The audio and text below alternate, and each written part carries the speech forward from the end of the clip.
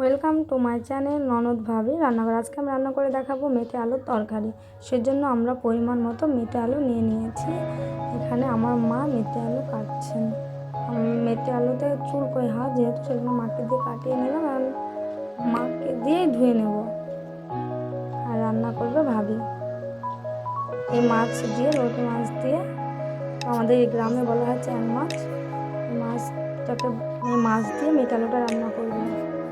মেটে আলুতে মাছ, ডিম অথবা মাংস কষা দিলে টেস্টটা খুব ভালো হয়, এতে খুব সুন্দর লাগে।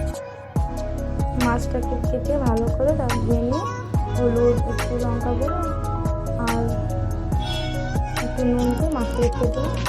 এবার কড়াইতে তেল দিয়ে মাছগুলো দিয়ে দিলাম।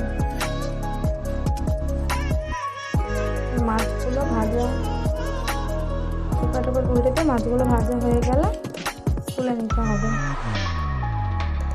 আপনারা যে কোনো মাছ দিয়ে করতে পারেন, বাটা মাছ দিয়েও খেতে খুব সুন্দর লাগে। আমার তো এই মাছ বাটা মাছ দিয়ে বেশি ভালো লাগে, কিন্তু আমরা বাটা মাছ পাইনি, তো এটা দিয়ে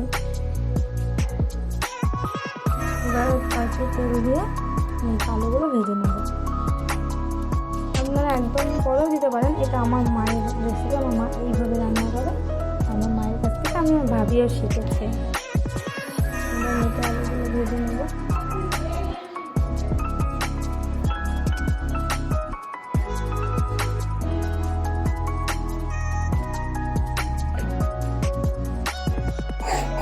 একটু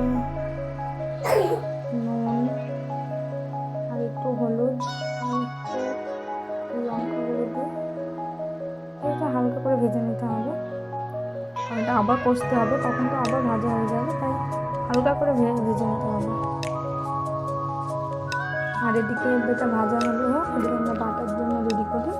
তো রসুন, তারপরে আদা, এরপরে পেঁয়াজ আর একটা এলাচ। আমার ভাবি সব তরকারিতে জানি না এলাচ দেয়, তো ভালো লাগে। আর এবার একটু জিরে দিতে হবে পরিমাণ মতো। এখানে আমাদের আলুটা বেশি নিয়েছি, তাই জিরে বেশি লাগে। তবে একটু জল দিয়ে একটু পেস্ট বানিয়ে নিতে হবে। আলুটা ভাজা হয়ে গেছে, এবার আলুটা নামিয়ে নিতে হবে।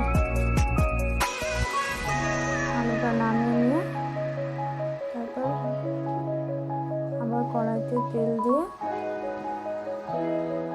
মশলা করতে হবে। আলুটা নামিয়ে নেওয়া হয়ে গেল, আবার কড়াইতে একটু তেল দিয়েছি। এবার এতে একটু মরিচ, পেঁয়াজ কুচি, লঙ্কা কুচি, পেঁয়াজ কুচি, আমরা গ্রামের মানুষ মরিচ করি, লঙ্কাকে এবার একটু ভেজে ভেজে নিয়ে এবার একটু নুন পরিমাণ মতো, আপনাদের স্বাদ মতো আপনার যেগুলো নুন খান, আমাদের এখানে 2 চামচ লেগেছে। তারপর একটু লঙ্কা গুঁড়ো আর একটু হলুদ গুঁড়ো দেবো।